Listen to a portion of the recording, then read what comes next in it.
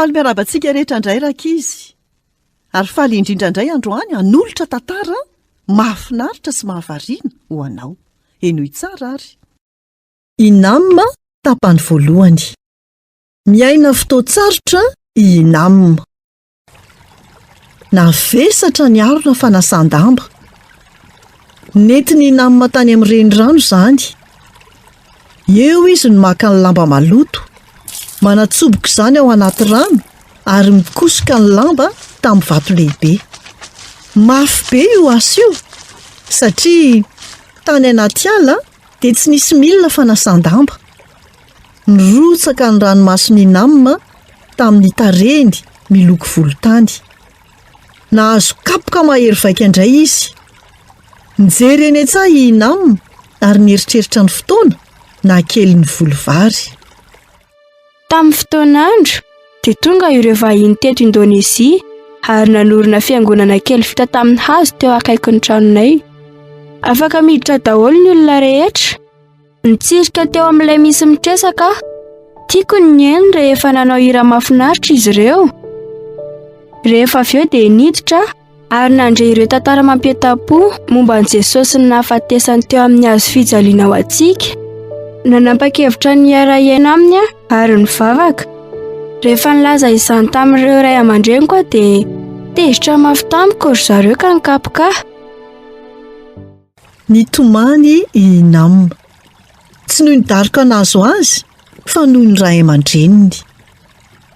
Jesosy Tompo, ingany mba hinaonao ihany koa ny ray aman-dreniko ka hanana toerana any an-danitra izy ireo.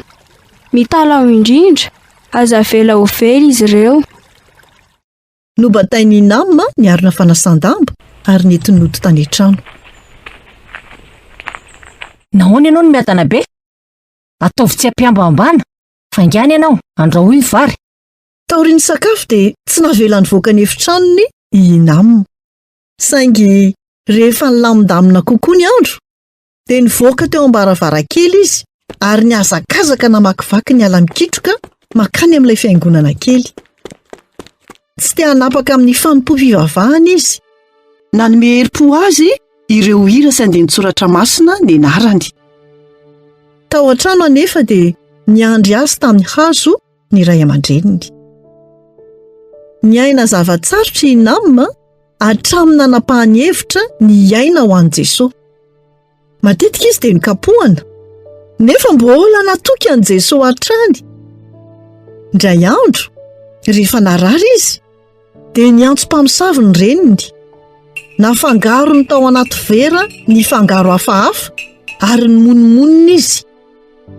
Nieritreritra izay azony atao mba tsy hisotroana an'io Inam. Nomen'ilay mpamosavy azy ny vera ary tamin'io fotoana io no niika ilay renim-pianakaviana. Tsy maintsy mandeha any an-dakozia fa may ny vary. Nanaradia azy ilay mpamosavy ary nariany Inam maingana teo am-baravarakely ilay zava-pisotro. Ahoana re raha fantatr'izy ireo izany? Tsy ho ela dia horenao ny toy ny ity tantara ity. Izay indray no anjara hafatra ho antsika tamin'ity anio ity. Tahiny tompo daholo nanolotra ny tantara zokomy.